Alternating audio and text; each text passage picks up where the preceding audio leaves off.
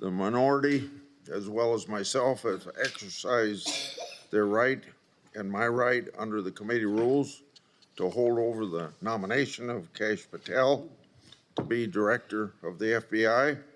So that nomination is held over. All right, folks, before you panic, it's not what it seems. It's not that Democrats are actually trying to make sure that Kash Patel, I mean, they are trying, but they're not actually trying to hold up his vote. That's how it was angled earlier today on X. We just want to issue that correction. Obviously, you see Senator Chuck Grassley, making those claims. It's a hold, which we're told is normal. So nothing really to worry about. But joining me to discuss is my good friend Mike Davis. He knows far too well how these things work, and he's ready to unpack. Mike is the founder of the Article 3 Project. Mike, I want to thank you for jumping on. You were the one who alerted us that it's not as suspicious as we are assuming, right? I originally thought, oh, here go the Democrats again, trying to make sure Kash Patel can't get confirmed. Talk to us a little bit about the process, because you're saying this isn't out of the ordinary. No, this is routine. I mean, the Democrats are definitely trying to make sure that Kash Patel doesn't get confirmed, but on almost all of these nominations, there is a 1 week holdover between what's called the first markup meeting. So you have the president nominates, you go through the pre-hearing process, you have a hearing. About 2 weeks after that, you have the first markup meeting where you debate, discuss the nominee, and then they generally hold the nominee over for the next markup meeting, usually the following Thursday. And that's when they vote the nominee from the committee to the floor. And then they file for cloture and then they vote on the confirmation. So this is very routine what's happening here. Got it. So that makes sense. And again, the vote's going to take place next week, next Thursday specifically. So we'll see how that works out. I know the Senate Democrats did post and they did change their photo that they are looking to block Kash Patel, but it's probably not going to work out. Do you see that this is going to be an easy win for Kash, or there might be a couple of bumpy roads ahead? Well, I'll tell you, it's we with Chairman Chuck Grassley, the Senate Judiciary Chairman, my former boss. He has made this process look a lot easier than it otherwise would have been if any other senator ran this. Because Kash Patel, our friend, a fantastic pick by President Trump, is a controversial pick, and President Trump put up Kash Patel because Chuck Grassley is a strong supporter of Kash Patel, and President Trump Chuck Grassley to get through his nominees like he did in the first term, including Kavanaugh's contentious nomination. But I think people need to be praising Chuck Grassley for making this a lot easier than it otherwise would have been if it were any other chairman. Yeah, and he's done an incredible job thus far. Mike, I wanted to switch it up a little bit and ask you, because I saw you post on X, you had a meeting with the new DC U.S. Attorney, Ed Martin. Now, Ed is an incredible patriot, and we're very excited for him to be taking over the office because there was a lot of corruption in that office. Tell us a little bit about that meeting and maybe give us a little clue as to what took place. Ed Martin is a longtime friend. He's a very smart attorney, and he is President Trump's U.S. attorney in the District of Columbia. He gets 120-day appointments, and then the D.C. court decides whether they want to keep him or not. He has about 100 days left in his 120-day appointment. I think President Trump should nominate Ed Martin and nominate him quickly, and I will make sure he gets through the Senate Judiciary Committee process and confirmed, because Ed Martin is exactly who we need in the DC U.S. Attorney's Office. He is bold, he is fearless, and he understands that we want the DC U.S. Attorney's Office focusing on real crimes in DC, like carjackings and murders and robberies and other violent crimes, instead of political persecutions of your political enemies. And I always say this, and this gets lost in the liberal elite crowd: the people who suffer the most, the people who have suffered the most in DC under the last 4 years of the Biden regime, with Matthew Graves and Lisa Monaco and Merrick Garland politicizing and weaponizing the Justice Department, including the DC U.S. Attorney's Office, to go after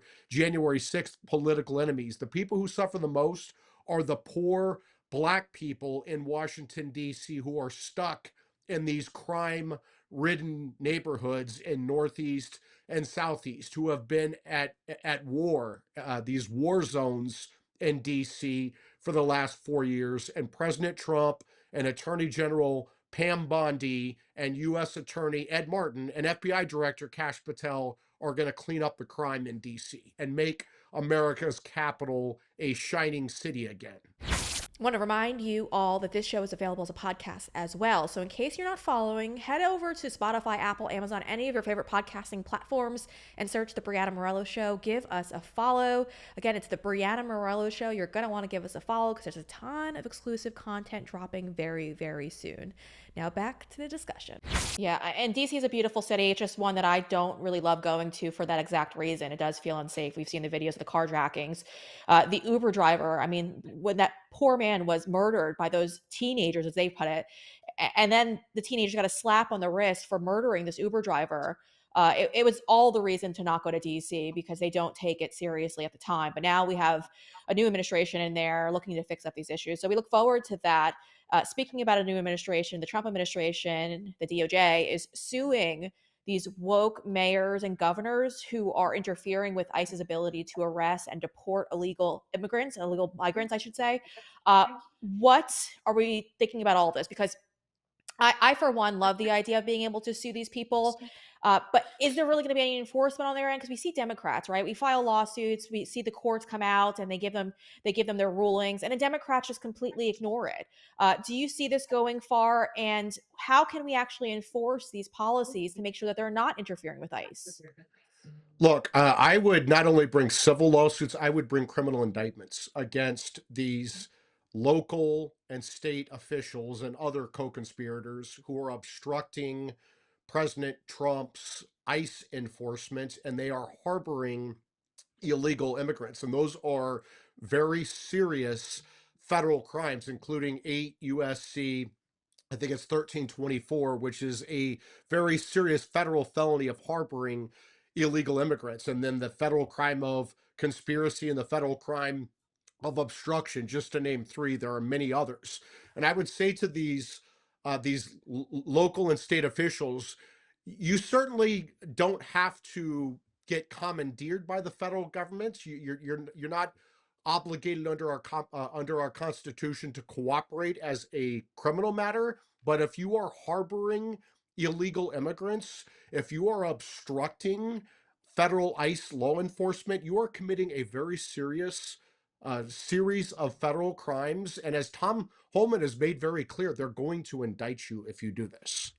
Yeah, we see the New Jersey governor, Phil Murphy, saying that he's got an illegal alien living in his attic. And you have to assume at this point that they're just trying to tempt ICE to come and get these people. And they're just trying to make a political statement with all of this. So we'll see how it plays out. I wouldn't want to mess with Tom Homan, though. He is a man of his word. And I'm pretty sure he's going to act on that promise to go after all of these illegals and anyone who gets in the way of capturing them. Mike, before you go, I wanted to also talk about your op-ed that you have that just came out in Fox News. You're talking about the big tech companies and the CEOs and the people who are the face of these companies who are cozying up all of a sudden to President Trump. Now, I know a lot of people were very skeptical when they saw like Mark Zuckerberg and then you see Jeff Bezos all there in front of President Trump. Your piece is interesting. You got an interesting take on all of this. So I'm just going to ask you for your explanation. But you're saying Trump 2.0 is not going to fall for the nonsense, that he could see through all of this. So what's going on here?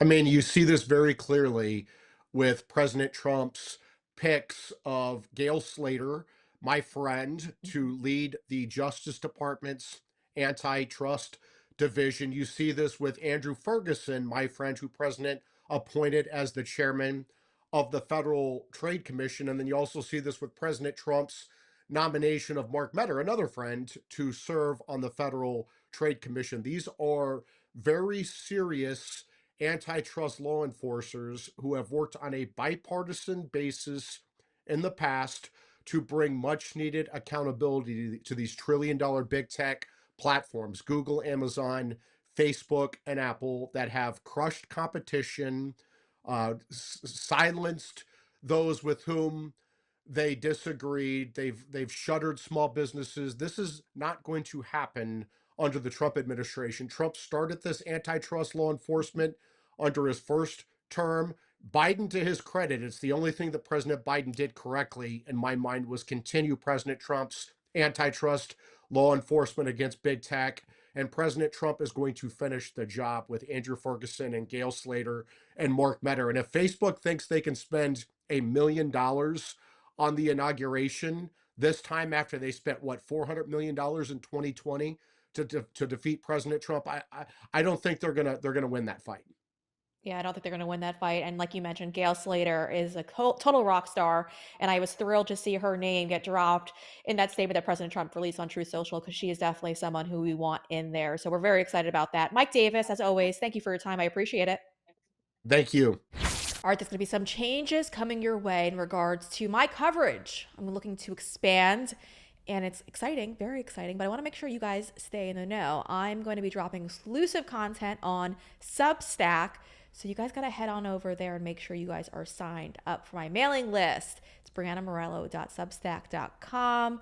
Check it out. We have a free membership for folks who just want to sign up for some emails.